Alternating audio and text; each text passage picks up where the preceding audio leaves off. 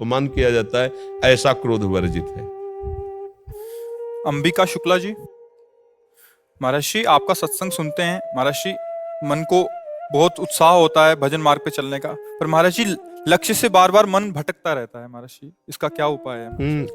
एक ही बार में निशाना लग जाए ऐसा कभी नहीं होता है, बहुत सी गोलियां फिरी भी जाती हैं।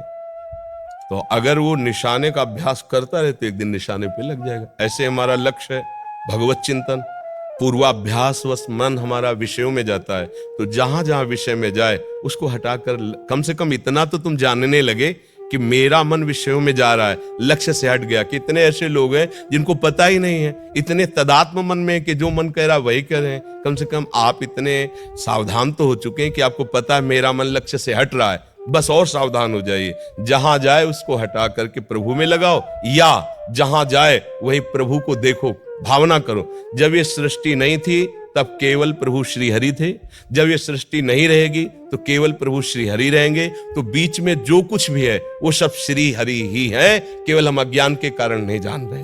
अज्ञान हमारा जिस दिन नष्ट होगा तो ये दिखाई देगा, केवल प्रभु है। मत्तः परतरम नान्यत किंचिदस्ति धनंजय, ये बात इतनी जोर की है, हम कैसे ये जीवन मुक्त कर देगी। समस्त दुखों से निपटने का एकमात्र उपाय, तुम समस्त चराचर जीवों में भगवान को देखना शुरू कर दो। बहुत बड़ी बात है ये।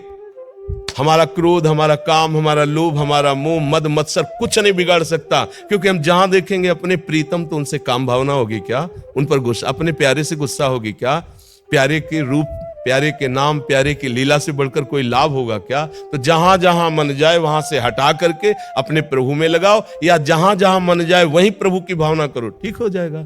और उबना नहीं चाहिए। बहुत जन्मों का अभ्यासी मन संसार में जाएगा, पर उसको हम अगर 1% भी लगा पा रहे हैं तो हम उस पर जीत प्राप्त कर लेंगे।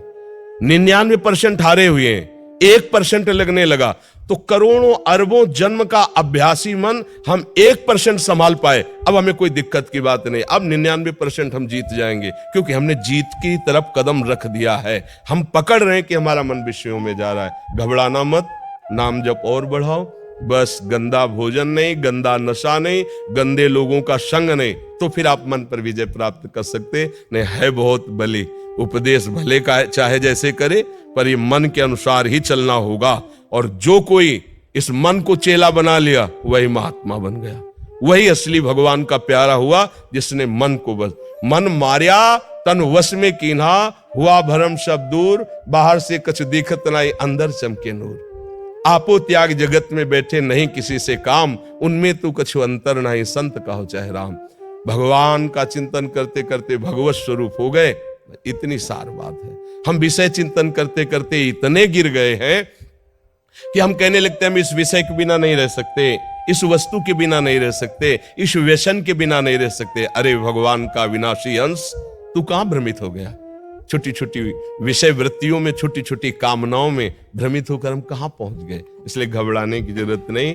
नियम पूर्वक भजन करो, निष्ठा पूर्वक भजन करो, और मन पर दृष्टि रखो, और जो आपको प्रेरणा करे उसे शास्त्र से मिलाओ। ठीक है कि नहीं? अगर गलत है तो उसके विरोध में हो जाओ, ठीक है तो आप चल दो, कोई परेशानी नहीं।